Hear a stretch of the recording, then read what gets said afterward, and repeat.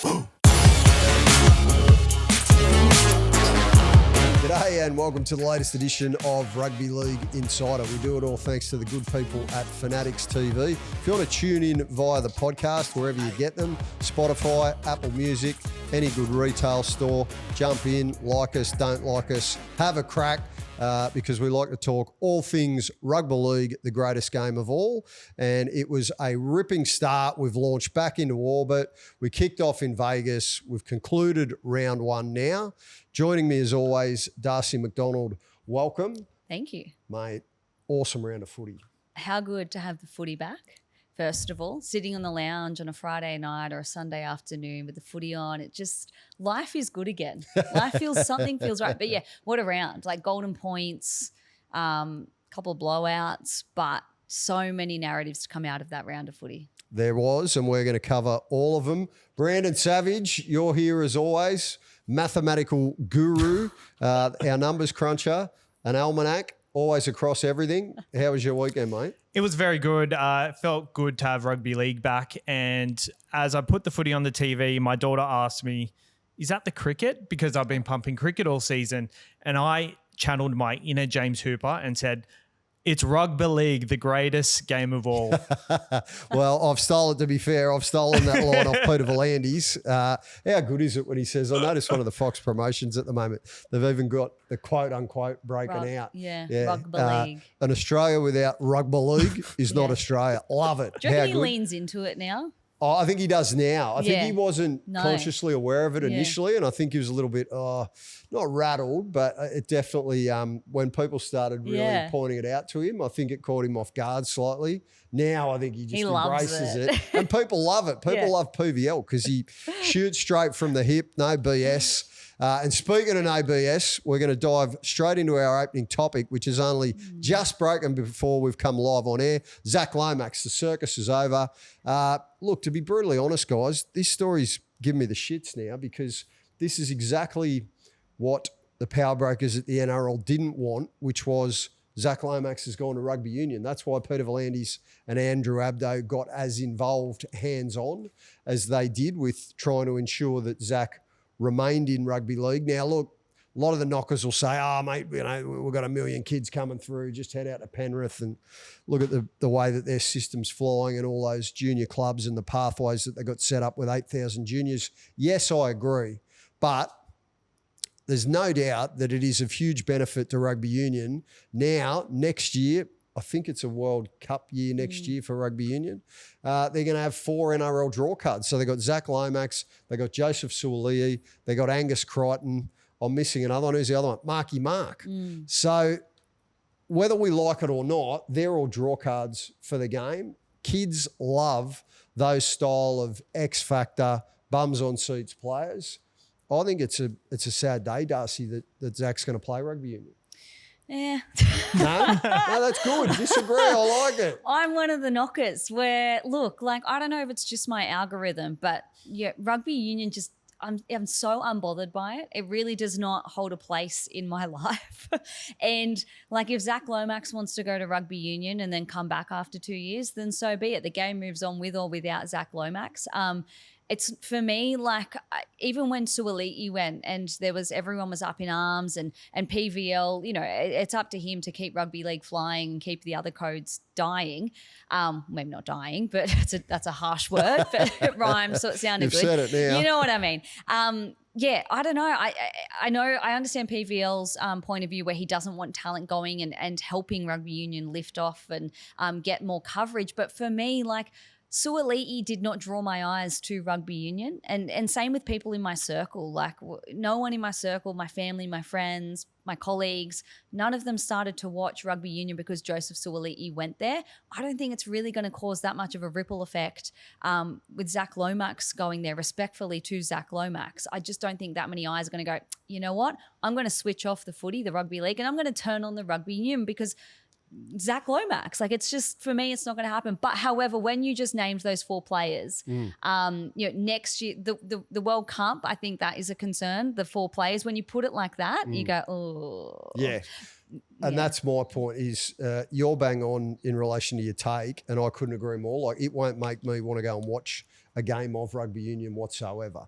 But when you've got 4 superstars who are all probably on, around the $1 million a season mark, or in Suoli's case, I think he got a record deal to go to rugby union, 1.6 million per year.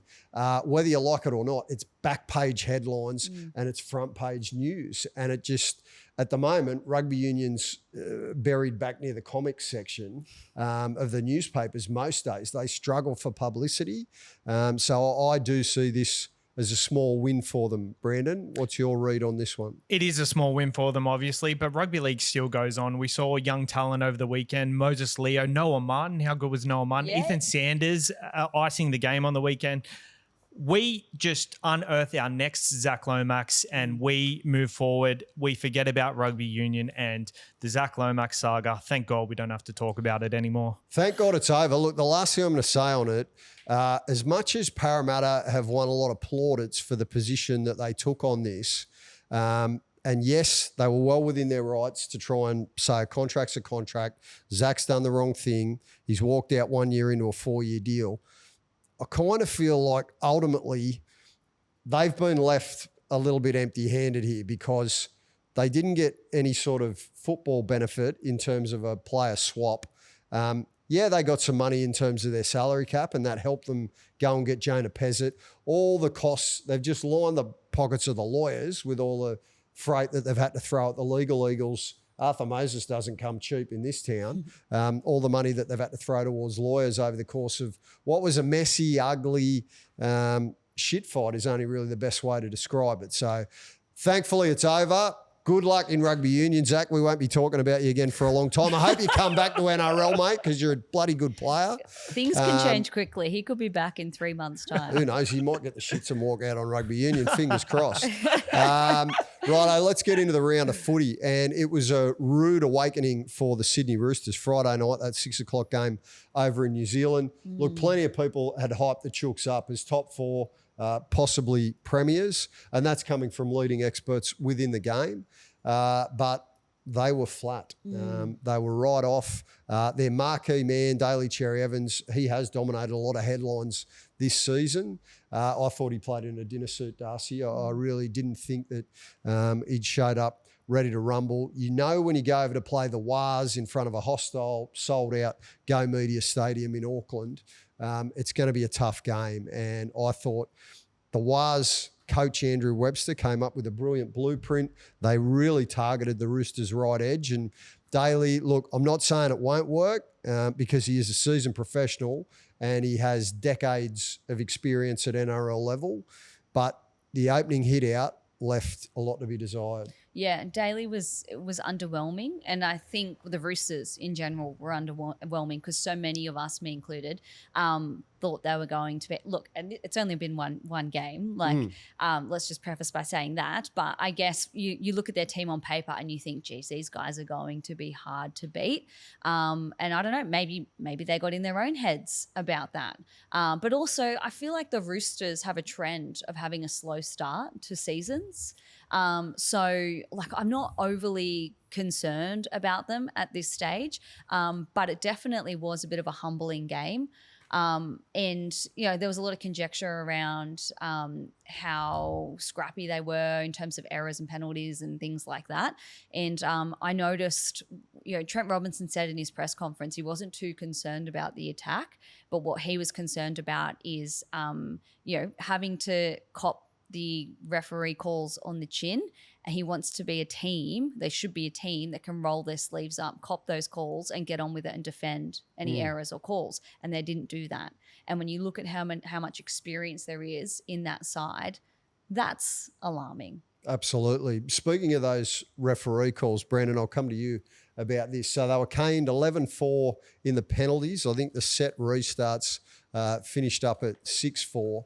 And this has been a bit of a hallmark and a trademark of the Sydney Roosters for Trent Robinson's entire tenure. Now, look, he's won 3 premierships. His credentials speak for themselves. He's one of the best coaches in the game.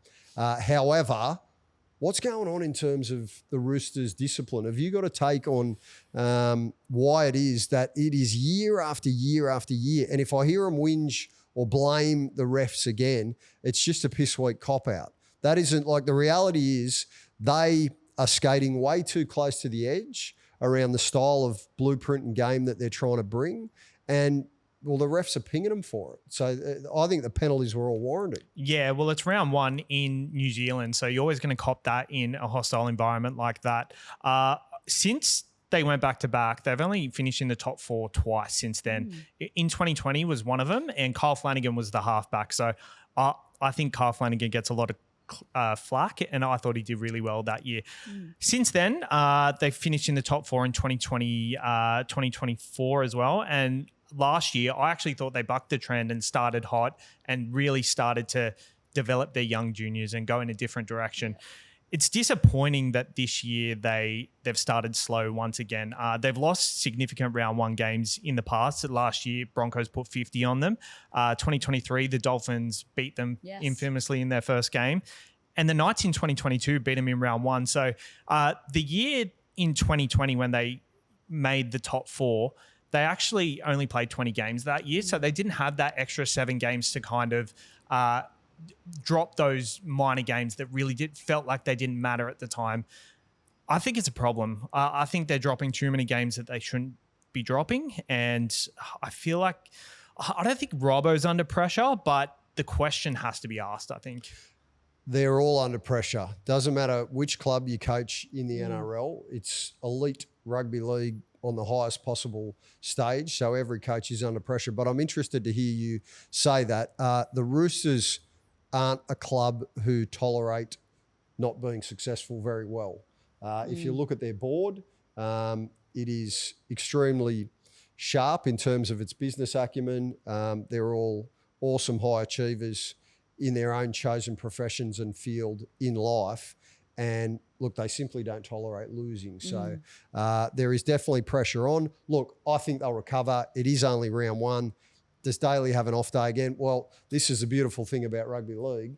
As the gods would have it, they've got to play their arch rivals, South Sydney. Glory to the Bunnies. What a performance that was yesterday. And Daly, who is still just finding his groove playing on that right edge for the Chooks, is going to come up against that Bunnies left side attack that absolutely rinsed the Dolphins yesterday. That is lethal. That combo of Cody, Latrell, Fafita, and AJ, Alex Johnston outside him, Darcy.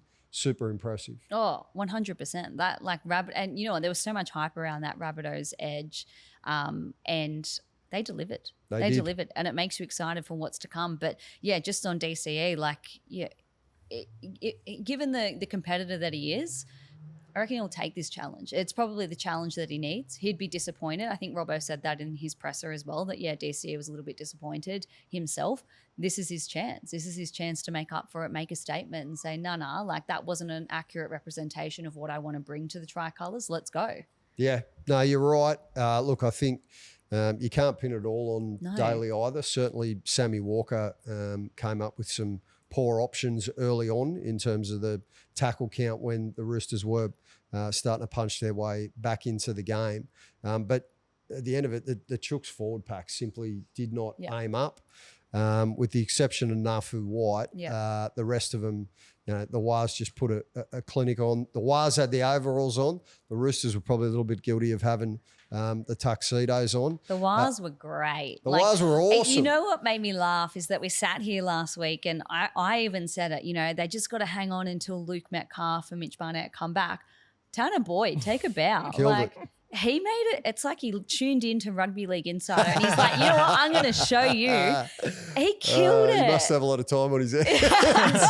He killed it, and I was so happy for him because he's kind of bounced around at clubs, struggled to kind of, make a name for himself or cement his spot. And look, it's probably not going to cement a spot. Luke Metcalf will come back and take back that number 7 jersey. But he showed anyone that doubted the Warriors that, I can do a job and I can do a damn good job until Lukey Metcalf comes back. He was great. Yeah, I thought he and Chanel Harris-Tavita both really held their gloves up. And look, it's good signs for the Wars. They've got to play the Raiders. That's an awesome game coming up round 2 Friday night.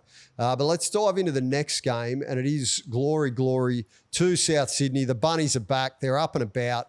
And look, it was super impressive. The Dolphins Look, they didn't help themselves. A lot of unforced errors, a lot of cheap penalties and silly mistakes. But I knew the addition of Cam Murray was going to be significantly huge for the Bunnies, but just getting to watch him again in an actual NRL game. I know he came back the back end last year. I think he played the last game, but with a full preseason under his belt, geez, I love watching him play. He's just such an important, sometimes it's the little subtleties and the smaller things that he does in the game defensively in terms of the clean-up work and the way that he's able to hold South's middle together. But his ball playing as a small middle forward is the absolute elite level of the NRL. And that then allowed that left side edge with the new addition of David Fifita to be completely unlocked.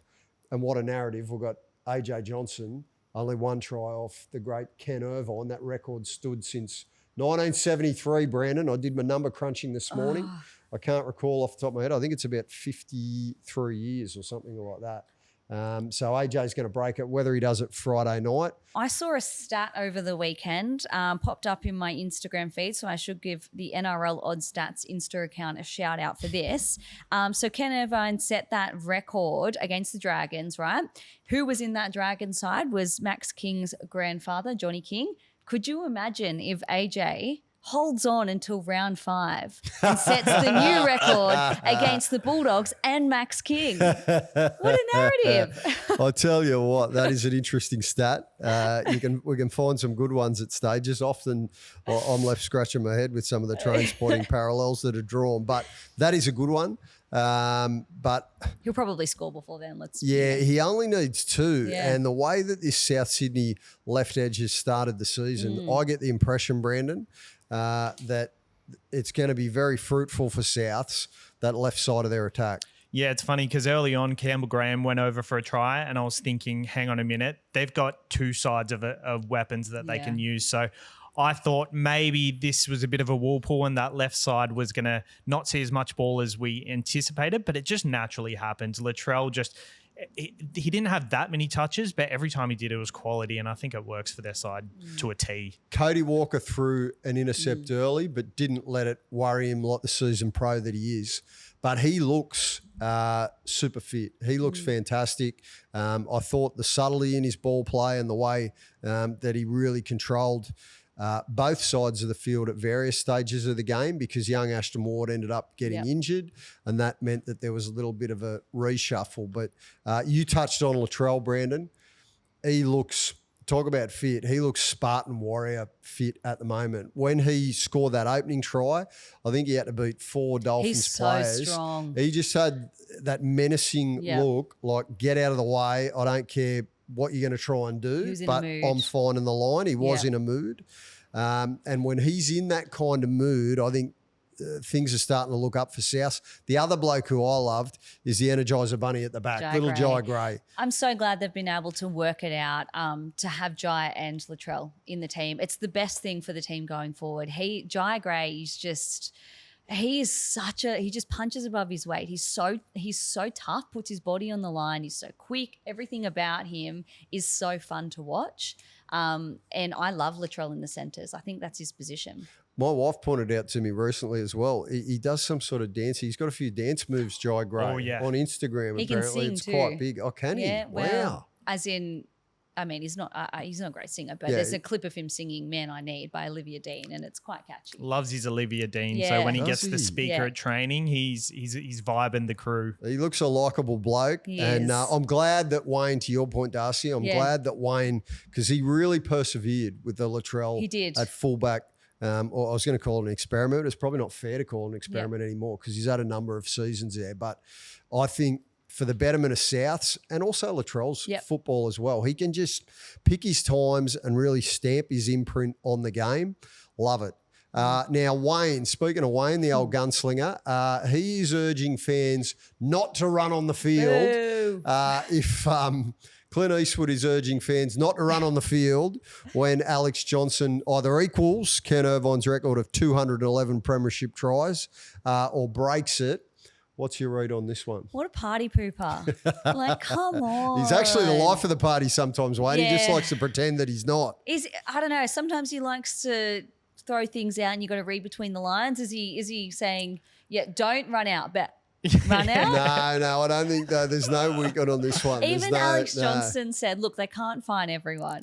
Well, I notice Brian with the wire, Fletch and Hindy are pushing this heavily. Fletch is screaming it from the rafters everywhere. Get on the field. They can't find everybody. Look, it would be, I mean, it hasn't been done now. Like Ken Irvine set that record all the way back in 1973, played for Norths and then also for Manly. So the fact that we've had to wait until now for this record to look, I think the closest player previously was Billy Slater, who scored 190 tries. It is an awesome and cool moment in time. So I reckon if you want to run on the field, bugger it, run on the field. Go for it. Do a backflip. Yeah, why not? Why not? Embrace it because it is going to be a great moment for the game. Yeah. Random question with this. So the top try scorer at the end of every year gets the Ken Irvine medal, right? Yep. If/when Alex Johnston sets a new record, does the name get changed? Does it become the Irvine Johnston? Maybe after AJ eventually hangs the boots up. Yeah. I don't know. I mean, Ken Irvine, look, I have done a lot of homework on his career because AJ's been chasing this record down for so long. Started off with North Sydney, then finished up with one of their arch rival sides in Manly, won a couple of premierships with Manly. I don't know if you can. I don't know if you can change. It's hard because you don't want to disrespect the history. We'll come up with something else for AJ. Yeah, okay. We'll come up with something else just to recognise him and make sure because it is. It's a phenomenal achievement. Bloody oath. Phenomenal achievement. And do people storm the field at 2:12 or 2:13 when he overtakes it? I think overtakes. Yeah, okay. Because I reckon people are going to get confused there. So hang on, when's he equal? Does he equal on 2:12? Yeah, 2:12. Oh, sorry, I fucked that up earlier. I said 2:11, 2:12. Okay, so he equals on 2:12. Yeah. And then he breaks it on 2:13. I think you've got to wait until he sets I think, the look, if you're going to do it, and kids, we're having a bit of banter and being a bit lighthearted about it, but you probably ask mum and dad before you take mum and dad definitely storm the field. But yes, good point, Brandon. I reckon you wait till he hits 2:13. It's officially AJ's crown now, and then celebrate like you've won the Melbourne Cup. Now, speaking of Melbourne, let's lighten things up a little bit. Cameron Munster's Barrier Reef, the Barry Beef, the Chompers, the Teeth. Darcie, your eagle eye has spotted something over the course of the weekend. Run us through this. A new set of teeth when I see some. I reckon he's got veneers over the off-season. Okay. Yeah, I saw that they look great, by the way. Pearly white. Very straight, very white. But I could just sense there's a bit of a lisp or something. He was talking a little bit differently. Well, that definitely doesn't suit him. But they looked great. But yeah, it's no stranger to veneers, as they're everywhere in rugby league. In fact, I've been accused of having veneers, and I just want to clear it up. These are my teeth. Set the record straight. Yeah, these are my teeth. Okay. I had braces 3 times. These are my teeth. That's hard yakka. Yeah, that is hard yakka. Speaking of teeth, I tell you, he's got a great set of chompers, and he's an ex-Bulldog, won a Clive Churchill medal in 2004. Big Willie Mason. Yeah, he's got the big piano keys. You could bust into a bit of Elton John on those things. They are outstanding. Yeah. Flash new smile. So Willie's teeth are looking outstanding, and so are Munster's. Absolutely. And it's working for him because the way that Melbourne played against the Eels Thursday night it was now, I'm trying to remember, they were simply outstanding. Now, we're also, while we're on lightening things up, we're going to introduce a brand new segment. Going to be our player of the round. Who's in orbit, who's taken off, who's shot themselves out of a cannon. Darcie, I'll come to you first. Who did you like? It's a hard pick, but I went with Harry Grant. I just thought, what a start to the season. We know how good he is, but he just reminded us that he is in at least the top 5, maybe even higher players in the competition. He was outstanding. And, every year people talk about players moving on from the Storm, but so long as you've got a Cameron Munster and even more so a Harry Grant, they're going to be thereabouts again in September. He was outstanding. Yeah, those key position spine players, he absolutely terrorised the Eels. He's through so the middle smart of the ruck. as well, just the way he plays. He's fit. He's got speed. He's a tackling machine, but he's footy smarts. Yes. You just cannot sleep on him. You know what was interesting early? Munster was blowing up and throwing his arms around and I don't think Parramatta had scored at that stage, but I think he felt as though he wanted the ball. Yeah. And Harry must have gone the other way and Munster didn't get it.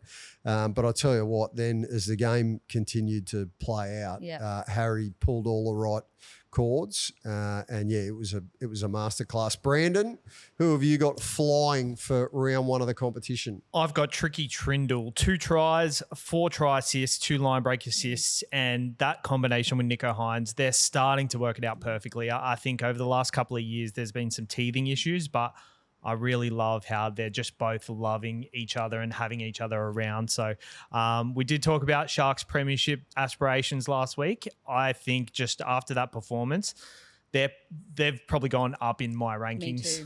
Me okay. too. Yeah. I think you might be going off before acceptances. Yeah, it's only round one. I can't overreact. I think you might be going off a little bit early. With all due respect to the Gold Coast Titans, they weren't at the races at all. No, the Titans. that's true. That's at Shark Park on a Saturday night at 5:30. Take nothing away from Cronulla. Yeah. The challenge is though that they need to do this every week. Yes. Now. And against the best sides. Well, they play Penrith this week, so Well, now there's a litmus test. There's a go. very good litmus test. We will get a true read on the Sharks. Now, as you were rattling off all those numbers, it made me think, mate, because I've been wondering all weekend how your Supercoach side's going. Noah I'm going to Martin. follow Martin, Supercoach through you. How did you go? I did pretty well. I'm ranked 25,000th for the round, which is like for round one, it's pretty good. I had some last minute itchy fingers and decided to trade in Braden Trindle because I was sitting there on Saturday afternoon and I just wanted another player. I already had Nicho Hynes who scored very well. I had Noah Martin in my side as well, who went over for 2 tries and scored very. And then there's a lot of youngsters coming up that are going to be must-haves over the next couple of weeks. That's a Supercoach term, by the way. A must-have? Yes, a must-have. You learn something new every day. Here's my must-have. Flying. #flying. I love the performance of the young Raiders halfback, Ethan Sanders. Colonel Sanders, whatever you want to call him. Cool under pressure. He had ice in the veins when the game was on the line. Love the way he didn't run the footy a lot. Yeah. And then when he needed to, just hit the accelerator, bang, scored a great try under the post with a show and go. I'll tell you who else I love too. We've already spoken about Latrell. His halves partner. He looks like he is in for a bumper season, Ethan Strange. I think that combination we touched on a little bit last week. Squared. It's only early days, Ethan squared. I like that. I remember reading an article at the beginning of last year where it basically said, this halves pairing of Sanders and Strange could be the Raiders' most important halves pairings since Stewart and Daly. Oh, wow. Massive comparison, very early days, not going anywhere near that at this stage. But if these two can continue to build, grow their games, they've got a great coach in Sticky down there in the national capital. Very exciting times. Yeah, it's, again, last week, my concern about the Raiders and Ethan Sanders was whether he would have the experience and calm head to step up in those moments and ice those moments, and he proved me wrong. Absolutely he does. Like, he nailed the field goal. It came so unexpectedly that even he was like, did that go Did over? that happen? Yeah. Like, there was just this delayed reaction from everyone on the field. What a statement he made early. He pretty much said, you don't think I can be a halfback? You don't think I can deliver for the Raiders? Watch this. He was great. It was. And to your point from last week, I like that. You like to see playmakers in particular cut their teeth in New South Wales Cup. Get a full, at least an entire season, if not more, just playing against, proper blokes, fully grown, been around, experiencing all different scenarios. So, no, it looks like good things ahead this season for the Raiders. Now, to counter #flying, we've got #fizzing, which is French for flopping, not going so good, need to sharpen up a little bit. Who have you gone for here, Darcie? The Titans. Like, the preseason challenge, it planted a lot of hope in the Gold Coast faithful, and then come round one and they were just, I don't even have a word for them. Like, I look at their side and they are a side full of individual talent, and Josh Hannay has this extremely hard task of gelling it all together and making them a team with grit, because you cannot doubt the athleticism and the speed and the spark and the X factor that there is in that team, but they just can't, their defense was woeful. Like they were so disappointing. And I know like not many people, if anyone, had them in the top 8. They're in a bit of a rebuilding phase, a new coach and whatnot. But even then, like they were underwhelming. A lot of work to do for Josh Hannay. Definitely. Couldn't agree more. Well said. Brandon, who have you got in the hashtag fizzing department? I got the Dolphins. A lot of people tipped them for the top 8. People were tipping them for the top 4 as well. They had the most attack in the competition last year. They scored over 700 points. And against a Rabbitohs side who, given was really, really hot, they just didn't show up in defence. And it felt like they gave up as soon as there was a 3-try lead. So I think the Dolphins were underwhelming, and their roster is building towards this year. It feels like this is the year for them to make a play at it, and they just didn't show up. It is round 1, so obviously I'm not writing them off after round 1, but yeah, it was very disappointing. Yeah, I think, look, they got one of the best emerging halfbacks in the game in Izzy Katoa. It's not a matter of if, it's just a matter of when he takes over from Nathan Cleary in the New South Wales number 7 jumper. But you're right, yesterday they didn't do themselves any favours. Their ball control was poor, too many fundamental errors. But I'm not prepared to put the pen through the Dolphins just yet. They started slow last year, as you pointed out. They lost their opening 4 games. So I think both teams, Rabbitohs and the Dolphins, do have a bit of work to do defensively. Like that was a high-scoring game. And we know, everyone says defence wins premierships. I think even Wayne's walking away going, bit of work to do there. No, definitely. And the Bunnies, even when Wayne has coached them, have traditionally always been a side that they're more attack orientated and they'll back themselves to outscore you rather than really getting into the gritty side of the game where you've got to roll the sleeves up. Now, as always, we welcome comments and feedback. If you want to tell us we're dribbling, launch into us. If you want to give us a rap, we'll accept that as well. And we got some feedback via the YouTube comment section last week. Martin Byrne said, what do you guys think of the refs so far? Look, I'm a little bit old school, Darcie.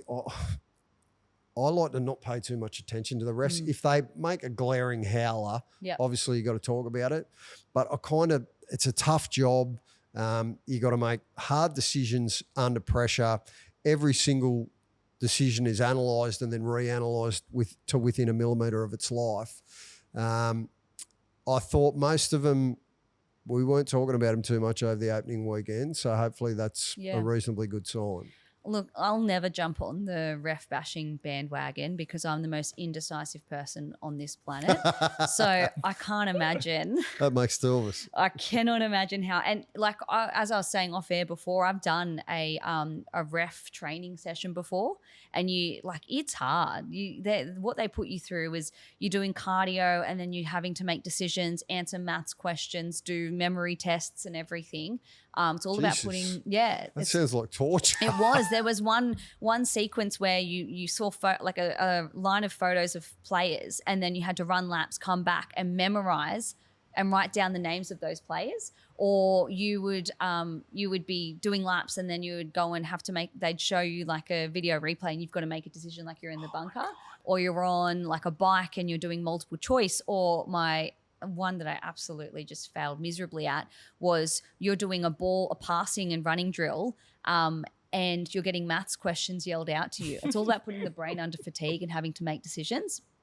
It's so hard. How do they expect anyone to ever want to be a whistleblower one day if you got to go through that? I know, but I'd rather stick my head in the Nebraska and press flush. I just my thing as well with like consistency with refs, you're never going to have consistency until you have the same referee doing all 8 games over the round, because we all look at things differently. Yeah. So yeah. It's a tough job. Good luck to them, the whistleblowers, and hopefully we're not talking about them too much over the course of the year. Brandon, we've got some feedback here from Amanda James on YouTube. Good to see you tweaking the attire hoops. Country look all the way. Forget the basketball shoes. Thanks, Amanda. Appreciate that. Look, I certainly wouldn't. I was wearing sneakers at some stage last week. I certainly don't consider myself a fashionista, but we welcome any feedback, as we say. So keep the comments coming. Hey, Cobber, loving the show. Great alternative from the mainstream crap. Well, look, that's a bit. We'll take the rap, but I like a lot of the mainstream crap too. So each to their own. That's all cool. James Barker, the old pre-season Storm, Para, Gold Coast all played a type. Newcastle stood up. Reckon not enough has been said about Dolphins expecting big things later today. So that was prior to the Dolphins playing Souths yesterday. So I wonder if Jimmy might have reassessed his view on them then. Although, as we have continued to say all episodes so far, it is only round one. Now, let's shift tack and dive into Saturday night, Super Saturday, the last game of Super Saturday after the Sharks absolutely rinsed the Gold Coast. And it was the Manly Seagulls. They bombed a 14-0 lead at Brookvale Oval. Look, the big story to come out of this and the big narrative that's going to just continue to evolve for the entire season around the Seagulls is Anthony Seibold's future. So he's off contract. If Manly win, it's pretty simple. He's probably a good chance of earning a reprieve. But if they don't, and if they lose games in the fashion like they did Saturday night, then I think the knives will be out. I think a lot of the old boys who won premierships with Manly will be putting pressure on the current administration to make changes there. And I'm expecting that it's going to be a rough ride for Manly, whichever way it goes this season. They're probably going to need to make a call on his future by the halfway mark of the season because, as we know, like if you can't recruit players unless they know who the coach is, and you can't retain players as well unless they know what's happening going forward. So these next kind of couple of months, next 6 weeks in particular, are crucial for Manly and Seibold's future. But yeah, I don't know. Like I said last week, there's something in my gut tells me that it's going to be a tough year for them. Well, you tipped them for the spoon. Bold prediction. Yeah, bold prediction. That's all right. We welcome that. We like that. It's no good sitting on the fence getting splinters. I don't know. There's just something there's so much talent again, like Tolu Kola, one of my favourite players. The wheels on him, he is so good. Lehigh Hopewadi's a good young player. Tommy Turbo. He had some great moments. But then, to let Canberra back into the game and not be able to take back the momentum, that was a bit worrying for a team that has a lot of experienced heads in it. It is. And look, to your point about they might make a decision around the halfway mark, but then this next 6 weeks is critical. I think it's sooner. I think it's this next 6 weeks window that is absolutely pivotal because they only play one side who finished in the top 8 next year in the opening 6 rounds of the competition. They've only got to play the Chooks. Otherwise, it's Newcastle. It's other sides. I think the Titans are in there. It's other teams that they'll be expected to, if not collect the 2 points, certainly be extremely competitive against. If it goes pear-shaped and the wheels really fall off, then I think the Manly administration's basically been forced into a corner. I'm sure, and as you know, this is Rugby League Uncut on this podcast. We bar no topics. I am sure that Anthony Seibold's agent, Isaac Moses, will have already been in angling over the course of the summer, looking to get an extension, probably trying to sell that, you're going to need stability and he needs more time. That's true. So it's telling that it hasn't been done. Yeah, exactly. So I just get the impression as though, look, it's a big 6 weeks for the Seagulls. We wish them all the best. It is a decent side. I like the play of making Tommy Turbo captain. I think that was a bit of a peace offering from Anthony Seibold, just to try and make sure that everybody's on the same page there. But fair to say, if they're not winning games by the time that they've got to play Penrith, I think that's round 9, then I reckon we could be in for some changes at the Seagulls rolling forward. Now, the Panthers, speaking of Penrith, what a statement they made, Darcie. I'm very comfortable that I tipped them to win the comp last week because what they produced against the Brisbane Broncos Friday night just reinforced that this side, they'd been up for so long. And even though they had that horror start last year, they still made a prelim and led the Broncos at halftime in a prelim. To me, that performance Friday night looked as a side that was still stinging from that loss and still had some scar tissue there and plenty of reasoning to want to show people that they are far from a spent force.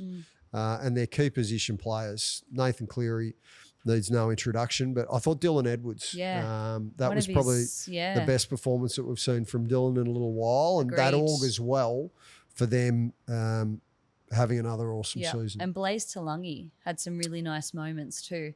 There was a bit of, conjecture around whether he was going to find his place in the team. And I think he started in Cup when he first came to the Panthers. But that halves pairing looks better for the run after last season. And 100%. They came to make a statement, whether they want to admit it or not. And they did. They are sickeningly good. Like that side, the culture they seem to have there, that winning culture, the competitiveness that just doesn't die off. It doesn't. Like it doesn't matter how many premierships they win. They want more. They are so hungry. Whoever is leading that, whether it's Nathan, Ivan, a collective, they need to be applauded because they 100% sent out a warning shot to the rest of the competition. We ain't going anywhere. We are coming back with a vengeance. And I think the opposition team should be a little worried. The opposition team, the Broncos, should be shitting blue lights because they weren't at the races whatsoever. And to have a 50,000 crowd at Suncorp, yes, they had to go overseas. They had a little bit of shock to the system being beaten by Hull KR in the World Club Challenge. But for them to come back and produce what they did at home, first game back on home soil after that epic premiership victory, a lot of alarm bells. We're going to get to the Broncos, but what you just said there, Darcie, just maybe want to segue into another area about the Panthers. You're not sure who it is who's actually leading the blueprint for their success. I think back in the day, it was Gus, who's obviously now heading up the Bulldogs and doing a good job there as well. But Gus is a bit of a Lone Ranger style of an operator. He's highly intelligent. He likes to do things his way, and he's the boss. He calls the shots. At Penrith, a couple of years ago when Gus was there, they basically made the decision, you know what, this isn't working anymore. They got Ivan Cleary back, and Gus had sacked Ivan Cleary only a few seasons earlier because he thought he was tired at the time. He's won 4 comps since. But then when Ivan went back in and just sort of had a look under the bonnet and started to get accustomed to what he was trying to work with, I think it was pretty quickly identified that rather than having just one kingpin who's calling all the shots, doing all the play to trading, dealing with all the agents, all the primary decision-making responsibilities are handled by them.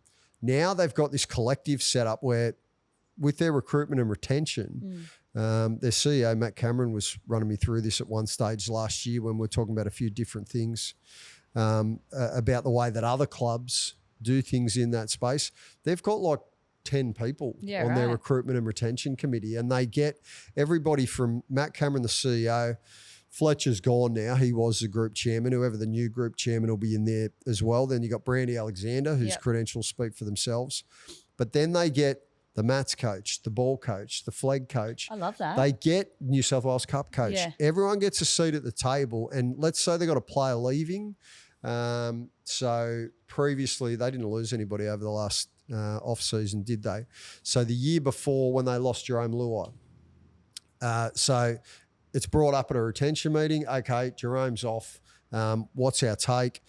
What have we got in terms of the pathway system? Who might be coming through? And then everybody at the table gets a voice.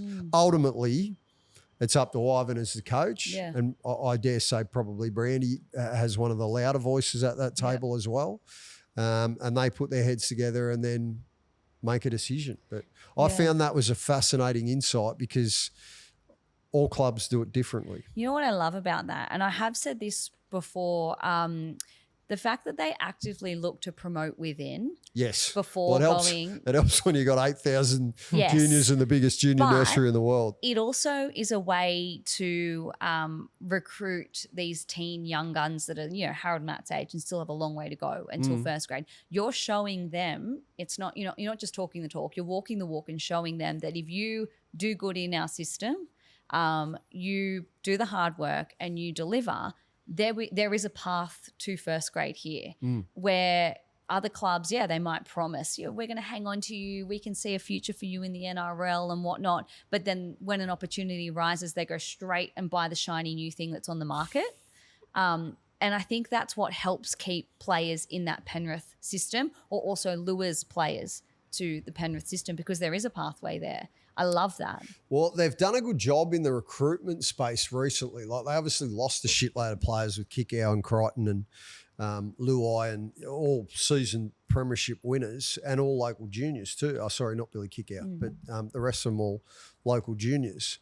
But then where they've gone into the market, like they went and found Paul Alamotti, fell out of the Canterbury system, had fallen out of favour for whatever reason. He's absolutely killed it since he's gone to the Panthers. Similar with who's the big back rower who was at West Tigers and started off at Parramatta? Isaiah Papali'i. That's who I'm looking for. Thank you, Brandon. Papali'i has, like, he was way off the map at West Tigers. Whether it was the fact that he had sort of got decent dough and wasn't scrapping over a bone anymore, or he just fell out of love with footy, I'm not entirely sure. But since he's gone to the Panthers, he's really recaptured his best form. So they don't go for the big fish. They go for someone who... Well, then when they need to, though, Blaze Talangi, right? Yeah. Now, they were smart in the way that they did that, because no one really saw it coming. I think his brother might have got spotted at a secret meeting somewhere out at, whether it was Ivan's house or maybe it was a cafe out at Penrith or something. I think it was Ivan's house, actually. But they still got him before he was really established. That's right. Yeah. No, that's right. That's right. They do their homework. They hit the target. Now, they're onto a good thing out there at the moment. And it's great to see, because it's a heartland of rugby league. You go out there, you see how much it means to the fans and the people of the region. They love their footy, and it really is the only code out there which we like. Now, even in the off season, they recruited the Warriors from the reserve grade winning side in the grand final. Kalani going, Tom Ale, and Toby Crosby went over for a try on the weekend. Like, just that recruitment as well. The Kalani going one. Like, I follow Cup quite closely, and I couldn't believe that Kalani going wasn't getting more opportunities at the Warriors. And when Penrith signed him, I thought, he's such a Penrith style player. Straight into their 19-man squad. He was New South Wales Cup Player of the Year. Yeah, he was. He struggled a bit on the weekend, but I feel like being in the Penrith system, the fact that they've given him a go so early means he's doing the right things off the field. He's an older head, and that's what, like, the shrewd recruitment. Like, they did their homework. Mate, I've said it before, Brandon. That's why you're on the big bucks here, because you just come in, you get a little left field take, you see an opportunity, bang, and you're like Ethan Sanders with a 35-metre field goal. I was going to say it, but you did. Actually, now, I've already asked you about your Supercoach side. We'll just segue and have a little bit of a light giggle for a moment. So Brandon's old man's on The Golden Bachelor, right, which is obviously – what channel's that on? Channel 9? I cannot confirm or deny what channel or any details. I don't know. I think it's on Channel 9. 7, 9, or maybe it's 10 on Channel 7. I'm not sure. Anyway, look it up, kids. I think it's 9. It'll be in the TV guide. Yeah. So I'm fishing around looking at different yarns and whatnot yesterday, and I see this article on the Telegraph website about Golden Bachelor's checkered dating history. Oh. And I'm like, oh, hang on. I wonder if this could be some good material for Rugby League Insider here. I better have a peruse. So anyway, this picture of this bloke comes up, and it's going through all his history, and dated this lady and that lady, and then this and then that, and twist and turn. And I'm thinking, shit, I don't know. Is this Brandon's old man? I'm not sure. If it is, I'm going to have to ask him about it. Anyway, then right at the bottom it says, and the other Golden Bachelor who's also on the show as well is Brandon's old man. So you got out of jail there, mate. But look, we'll be wanting live updates about the Golden Bachelor over the course of the season. It's underway. Has it started and everything on TV?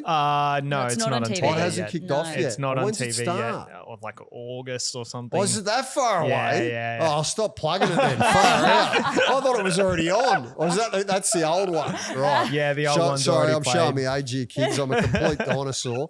I've got absolutely no idea when it comes to the world of reality television. Righto, let's get back to the football. The Broncos and Darcie, I'll come to you on this one. Madge's surprise decision to bench Ezra Mam and start the game with Ben Hunt. Look, it obviously backfired spectacularly. Yeah. What was your read on? Ezra Mam's a 5'8", play him there, you know? It was at the back end of last season, right? He was coming off the bench and obviously it worked for them. They won a He was coming back from an injury. Yeah, it was. And I don't know if that's kind of where that thinking is going, and they thought it worked for us last season. Let's get our two most experienced players in the halves controlling everything in Ben Hunt and Adam Reynolds. But yeah, Ezra Mam is that 5'8". He's that X factor that complements Adam Reynolds' style of play. And then Ben Hunt, as we know, has played so much representative footy off the bench. I love Ben Hunt at hooker. And I just found with Ezra Mam, he tried hard. He was kind of just roaming around. I think, look, who am I to tell Michael Maguire, a premiership winning coach, what to do? But I feel like the way going forward is to just plonk Ezra Mam in the halves at 5'8", let him do his thing, have Ben Hunt interchange with Corey Pakes at hooker. And then if you need to shake it up, if it's not working and you want to bring Ben Hunt into the halves, then go down that path. But I like Ezra Mam at 5'8", Ben Hunt off the bench. Couldn't agree more. Brandon, did you get any trends or patterns or statistical analysis or anything jumping out to you about Madge's decision here? Or yeah, just vibes, I guess. I think last year, obviously, it worked for them in the grand final. I think that's what they did. They brought Ezra Mam off the bench, but as you said, he was coming off an injury. And last year was quite disruptive for Ezra Mam. I thought he played really well in that grand final, and I feel like doing this, changing the spine where Ben Hunt goes from 5'8" to hooker, changes the dynamic too much, and too many players on the field have to adapt on the run. I think Ezra Mam and Reece Walsh work very well together. And also Adam Reynolds and Reece Walsh, I reckon they've struggled to gel heaps well, if that makes sense, because he went off late in the grand final last year. Reece Walsh went and got a Clive Churchill straight after that. He went on this run. Reynolds was still on the field when Reece Walsh scored that try. Yeah. Yes. So when Reynolds and Mam were injured, we saw Reece Walsh go on that really late run last year. Just those 6 or 7 games where he just blitzed the competition.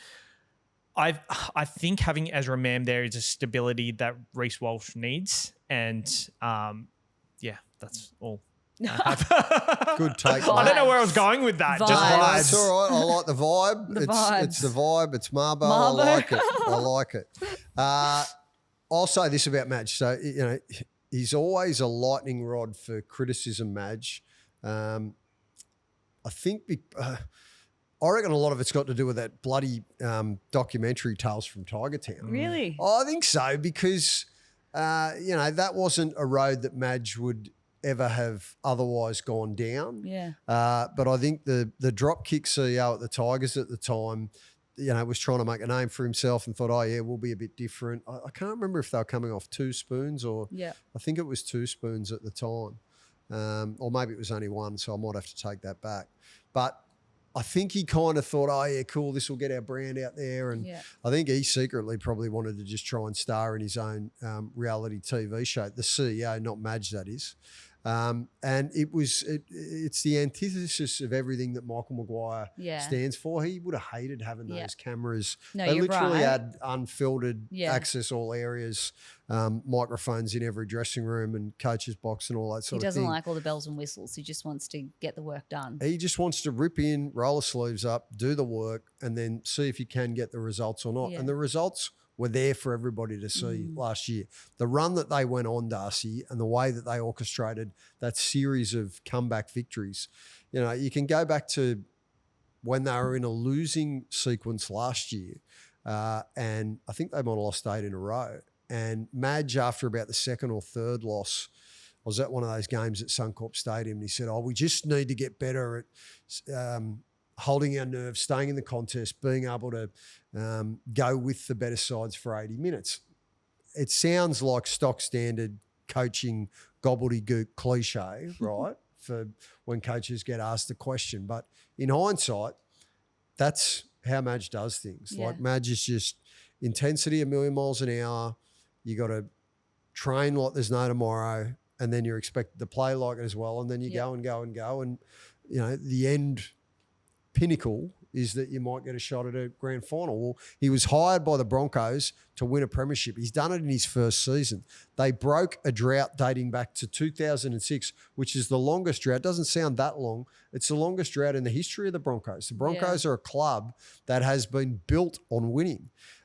So to all Madge's legion of critics, yes, they were off in round one. And yes, he'll be the first to give him a kick in the arse and say that is substandard by their performance expectations. But I'm nowhere near putting a pen through the Brisbane Broncos for this season. Not. That roster is stacked with talent.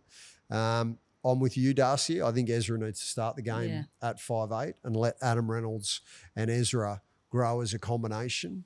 But I still think that the Broncos are going to be a force to be reckoned with this year. Absolutely, they're going to be. You cannot put a line through a side that has that roster. Reece Walsh, Adam Reynolds, Ezra Mann, Ben Hunt, the list goes on, Payne Haas.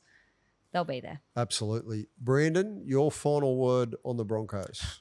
They're going to play Parramatta. So someone's going to be 0-2 after Thursday night. They'll come back. They obviously had a late season, making the grand final, Mad Monday, all that sort of stuff. And a lot of their players got picked for internationals. So it would have been a shorter preseason for a lot of them and a hard preseason from what we've heard. Yep. So I think they'll take a while to warm into the season. They'll start slow. But obviously by the end of the year, that's the way they want it. They want to have their peak towards the end of the year when it really matters. So I think that's what they're aiming for. Well, premierships are not won in March. That's it, Darcie. Very well said. The elephant in the room that we haven't touched on around the Broncos is this narrative that Payne Haas's departure, and that's why I just went on a rant about Madge, that Payne Haas's departure at the end of the season has somehow opened up some cracks, and that, maybe not everybody's on board with Madge's methods and all that sort of thing. Personally, I don't buy into it, right? I think Payne Haas, wherever Payne Haas goes, he's going to command $1.2 million. Yeah. So Souths match the money that Brisbane could also offer. I think Payne wanted a new challenge, and I think Payne also wanted to play under Wayne Bennett. He said that personally. And he wanted to move to New South Wales for family reasons. Did he? Okay, Well, he did say something along those lines. Okay. Hakeem.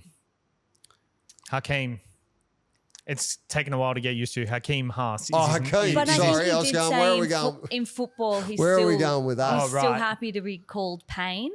But then in his personal life, he'll be Hakeem.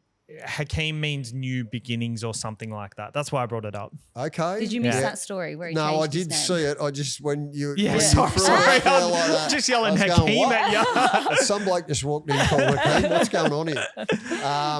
A little bit different gravy. You don't see it all the time, but look, if Payne I love that Payne is his own person. Look, you know what? When you play the game the way that Payne plays it, and you've got the runs on the board that he has, you can do whatever you want. Absolutely. And the fact that he's able to, he's obviously a deeply religious bloke. Yeah. The fact that he can not eat fast. I'm looking for the right.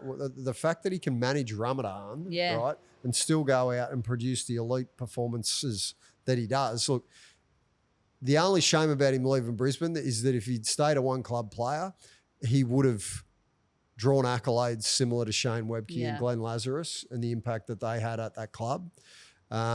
What's your take, Darcie? Do you think that Payne's departure does lend itself to the fact that there might be a few rumblings beneath the surface and a bit more of a rift or something going on against Madge's style at Red Hill? I have heard rumblings that not everybody is on board with Madge's methods, but at the same time, I don't think Payne Haas's departure would be a distraction. Like footy players, they have to table so many things that happen in life in general to be able to get on the field and play a game.